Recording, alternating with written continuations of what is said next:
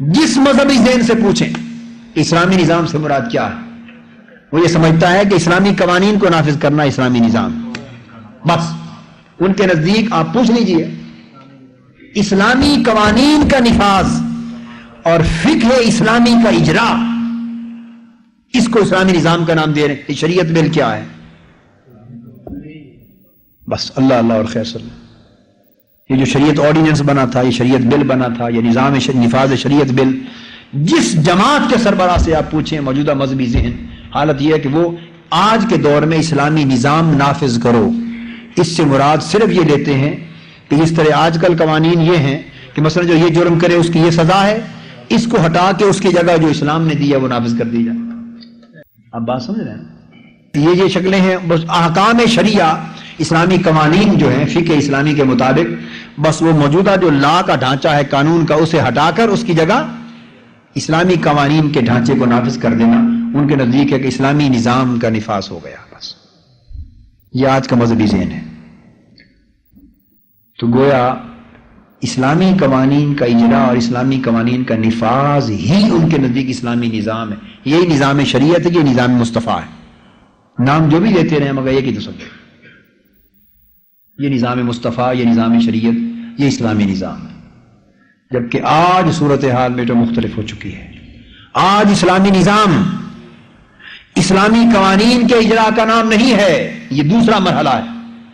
اس وقت اسلامی نظام اگر کوئی ہم سے پوچھے کہ کیا ہے، اگر کوئی پوچھے کہ اسلامی نظام کیا ہے، تو اسلامی نظام کے دو مرحلے، اسلامی نظام کے کتنے مرحلے؟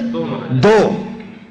ایک کتاب و سنت کی بنا پر فکری اجتہاد کرتے ہوئے سیاسی، معاشی، سماجی، معاشرتی اور اخلاقی ڈھانچے میں ایک انقلاب برپا کرنا، پورے کے پورے معاشرتی ڈھانچے کو بدل دینا انقلاب کے ذریعے، اس انقلاب کو اسلامی نظام کہتے ہیں۔ اور جب یہ انقلاب آ جائے گا، یہ جو غیر فطری تفاوت پیدا ہو چکا ہے غریب اور امیر میں، یا ایک آدمی رزق حلال کے لقمے کے لیے ترس رہا ہے، اس کو کھانے کا نہیں مل رہا، وہ حرام کے بلبوتے پر خود بھی اور اپنی اولاد کو زندہ رکھے ہوئے، اور اس نظام میں کوئی لاکھ اس انقلابی فکر کا حامل ہوا پھرے، جب تک نظام نہ بدلے وہ انفرادی سطح پہ کچھ بھی نہیں کر سکتا۔ مثلا ہمارا ادارہ منہاج القرآن ہے،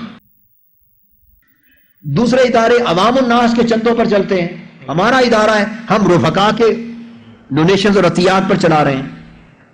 ہم چاہتے ہیں کہ لوگوں کا اکنامک ڈیڈ لاک ریزالو ہو، معاشی تعطل دور ہو، ہم چاہتے ہیں مگر کر نہیں سکتے کہ نظام نہیں، چونکہ جب کسی کے لیے زیادہ بڑھانا چاہتے ہیں وسائل، ادھر پیسے ختم ہو جاتے ہیں، بینک اکاؤنٹ ختم ہو جاتے ہیں، ادارے کے پاس پیسے نہیں ہوتے۔ اب بات تو سمجھ گئے نا؟ تو چاہتے ہوئے بھی جو چاہتے ہیں وہ نہیں کر سکتے۔ وہ تنخواہیں ملازمین کو اس طرح کی دینی پڑتی ہیں جس طرح کی تنخواہوں سے رزق حلال کے ساتھ زندہ نہیں رہا جا سکتا۔ ان تنخواہوں سے رات کو نیند نہیں آ سکتی، ان تنخواہوں سے رات کو نیند نہیں آ سکتی، ان تنخواہوں سے زندگی کو سکون نہیں مل سکتا، ان تنخواہوں سے بچوں کو بہتر پرورش نہیں دی جا سکتی، ان تنخواہوں سے تعلیم نہیں دی جا سکتی، ان تنخواہوں سے انقلاب کیسے آئے؟ ہم چاہتے ہیں کہ ان کے لیے وہ کچھ کریں کہ ان کو آسودگی مل جائے، ڈیڈ لاک اور تعطل دور ہو جائے۔ جب کرنے کے لیے توجہ کرتے ہیں تو اکاؤنٹ بتاتا ہے کہ نیل ہے، پیسے ہی نہیں۔ یہ سب کچھ کیوں ہے کہ نظام ہی نہیں ہے موجود۔ میں بتا یہ رہا ہوں کہ باطل کے اقتدار میں تقویٰ کی آرزو ہے، کیا ہنسی فریب جو کھائے ہوئے ہیں ہم۔ انقلاب چاہنے والے بھی اس سامراجی نظام کے اندر رہتے ہوئے انقلاب نہیں لا سکتے جب تک اس نظام کا ڈھانچہ اٹھا کے پھینک نہیں دیا جاتا۔ ٹھوکر سے اس نظام کے بت کو پاش پاش کرنا ہوگا۔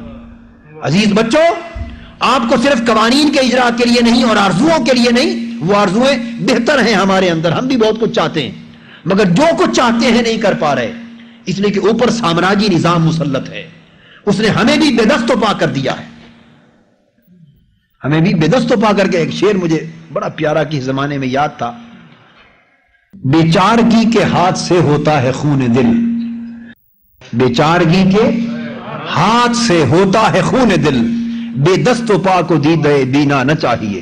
یہ تو مولا دیدہ بینا نہ دے، اور دیدہ بینا دی ہے تو بے دست و پا نہ کر۔ یہ دیدہ بینا نہ دے، اور اگر دیدہ بینا دی ہے تو پھر بے دست و پا نہ کر۔ اس شخص کا حال دیکھیے ان پر کیا بیتتی ہوگی جنہیں دیدہ بینا حاصل ہے اور پھر بے دست و پا ہے. جنہیں دیدہ بینا ہی نہیں، ان کا بے دست و پا ہونا ان کے لیے اتنا پریشانی کا باعث نہیں ہے، کیونکہ انہیں وہ فکر ہی نہیں ہے، سمجھ ہی نہیں، وہ شعور ہی ابھی نہیں، وہ درد اور تڑپ اور وہ ٹیس ہی نہیں اٹھی ان کے اندر جو انہیں بے چین کر دے.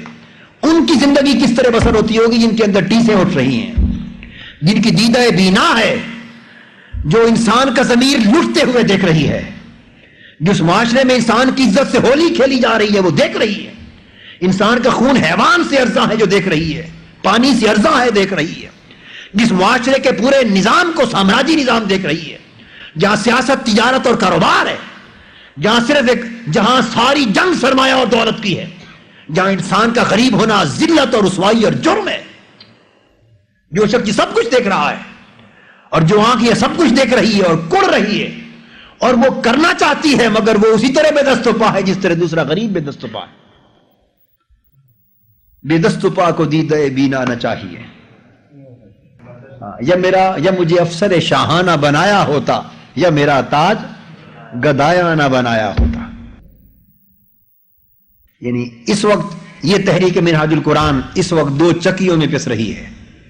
ایک طرف وہ درد، وہ فکر، وہ بصیرت ہے، دوسری طرف نظام نے وہ بے دست و پا کر کے رکھ دیا ہے. اور عزیزان گرامی قدر، اگر ہم اسی نظام کی چکی میں پس کے بدستور بے دست و پا رہے اور آرزویں کرتے رہے اور باز کرتے رہے اور ایک محدود دائرے کے اندر رہ کر بھی ہم وہ کچھ نہیں کر پاتے جو ہم کرنا چاہتے ہیں، تو تحریک منہاج القرآن اپنے مقاصد کو حاصل نہیں کر سکتی. اور پھر ہم یہ فکر اور کس کو کس طرح پہنچا سکتے ہیں؟ اس لیے آپ کو اس مقصد کے لیے تیار ہونا ہے کہ وہ نظام جس نے انسان کو بے دست و پا کر دیا ہے اس نظام کے پنجے مروڑ کے رکھ دیے جائیں، ان بازوؤں کو کاٹ کے رکھ دیا جائے، ان بتوں کو پاش پاش کر دیا جائے، اور فقط اس عزم اور ولولے کے ساتھ آپ کے اٹھنے کی دیر ہے. یہ بڑے بڑے سامراجی اجارہ دار بت جو آپ کو بڑی بڑی سیاسی طاقتیں نظر آتی، یہ صرف اور صرف ایک ٹھوکر کی مار ہے. انقلاب انقلاب انقلاب انقلاب انقلاب انقلاب انقلاب. یہ سامراجی ایجنٹ، یہ صرف گرتی ہوئی دیواریں جن کی بنیادیں کھوکھلی ہیں، یہ ایک دھکے سے زیادہ کھڑی نہیں ہو سکتی، مگر صرف کوئی ولولہ ایمانی لے کر مرد مجاہد میدان میں ابھی تک نہیں آئے. بس جس دن یہ ایسے قدم میدان میں آ گئے تو دیکھ کے یہ دیواریں کس طرح گرتی ہیں، یہ خس و خاشاک کی طرح ریلے کس طرح رہتے ہیں. یہ سب سامراجی گماشتے بستر بوریا لپیٹ کے بھاگتے ہوئے نظر آئیں گے. اس انقلاب کے ذریعے نظام کو بدلنا ہے، سماجی ڈھانچے کو بدلنا ہے، معاشی اقتصادی ڈھانچے کو بدلنا ہے، ہر شخص کی زندگی سے جمود اور تعطل کو ختم کرنا ہے، گردش دولت کے نظام کو لانا ہے، معاشرے کے اندر ایک مساوات کا تصور جو مصطفی مساوات، بھٹو والی مساوات نہیں، مصطفی مساوات کے تصور کو رائج کرنا ہے. سیاسی ڈھانچے کو بدلنا ہے. اخلاقی قدریں تب جا کے زندہ ہوں گی، لوگوں کے دل میں حلال کا لقمہ پیٹ میں جائے گا تو اخلاق پیدا ہوگا. بھوک سے مرنے والے اخلاقی نزاکتوں کی بات سمجھ ہی نہیں سکتے. ان کے نزدیک اخلاق کی بات صرف نزاکت کی بات ہے، یہ صرف شعر و شاعری ہے. اخلاق کی بات ان کے لیے صرف جس غریب کو کھانے کا نہیں مل رہا، رزق کے حرام پہ پل رہا ہے، آپ اس کو اخلاق کی اور اعلیٰ انفاق کی بات سناتے، وہ شعر و شاعری کی نہ سمجھے تو اور کیا سمجھے. اس کا اعتقاد ہی اللہ سے اٹھ جاتا ہے. قاد الفقر یکون کفرا، یہ قریب ہے کہ یہ فقر اور غربت انسان کو کافر بنا کے رکھ. یہ وہ معاشرہ اس حالت پہ جا کے کھڑا ہوا ہے. تو اس ساری کے سارے سماجی ڈھانچے کے تفاوت کو، معاشی اور اقتصادی حالات کے اندر پورے غیر فطری تفاوت کو، سامراجیت کو، اجارہ داریت کو، سرمایہ داریت کو اور غیر انسانی نظام کو قائم رکھتے ہوئے اس کے اندر عدالتوں کے ذریعے اسلامی قوانین نافذ کرنے کو آپ اسلامی نظام سمجھتے ہیں؟ یہ تو اسلام کو بدنام کرنے والی بات ہوگی. اس سے اسلام نہیں آئے گا، یہ اسلامی نظام نہیں ہے. اسلامی نظام کا مرحلہ اولا یہ ہے کہ ٹھوکر سے فرسودہ نظام کے پورے ڈھانچے کو بدل دیا جائے، اس معاشرے کو بدل دیا جائے. اور آپ چونکہ آپ نے یہ آواز بلند نہیں کی، بڑے بڑے لوگ جو آج آپ کی مخالفت میں میدان میں نہیں ہیں، یہ صرف نعرہ بلند کرنے کی ضرورت ہے. یہ نام نہاد بڑے بڑے تقوی مآب مخالف بن کے آپ کے سامنے آ جائیں گے. اس دن پتا چلے گا کہ مومن کون ہے، منافق کون ہے. اسلام سے کیا اخلاص رکھنے والے ہیں، کیا دھوکہ رکھنے والے ہیں. مومن وہ ہوگا جو حضور کی امت اور اللہ کی مخلوق کا تعطل دور کرنا چاہتا ہے، جو فرسودہ نظام کو توڑنا چاہتا ہے، جو ہر شخص کے دکھوں کو بانٹنا چاہتا ہے، جو ہر شخص کو سکھ دینا چاہتا ہے، وہ مومن ہے. جو اوروں کو دکھ کے دے کر خود سکھ کی نیند سونا چاہتا ہے، وہ منافق ہے، وہ طاغوت ہے. اس فکر کو تو ختم کرنا ہے. تو اسلامی نظام سے مراد یہ انقلاب ہے. اگر اسلامی نظام سے مراد سیدھا اسلامی قوانین کا اجرا ہوتا تو ہجرت مدینہ کے بعد پہلے دن ہی اسلامی قوانین کو حضور جاری فرما دیتے. پہلے دن اسلامی قوانین کو جاری فرما دیتے. شراب مدتوں جا کے بعد میں بند کی، سود مدتوں بعد جا کے بند کیا، نماز کے حکام بعد میں آئے، روزے کے حکام بعد میں آئے، حج کے حکام بعد میں آئے، اور صحابہ کو حج ہی ایک مرتبہ کروایا آقا نے اپنی زندگی میں جا کر. جی جس کو آپ سارا کا سارا اسلام سمجھتے پھرتے ہیں، ذرا سوچئے کہ نفاذ جو اللہ کی طرف سے نزول ہوا اور آقا نے نفاذ کیا، اس کی ترجیحات کیا تھی. اسلامی نظام وہ ہے جو جس سے حضور نے آغاز کیا.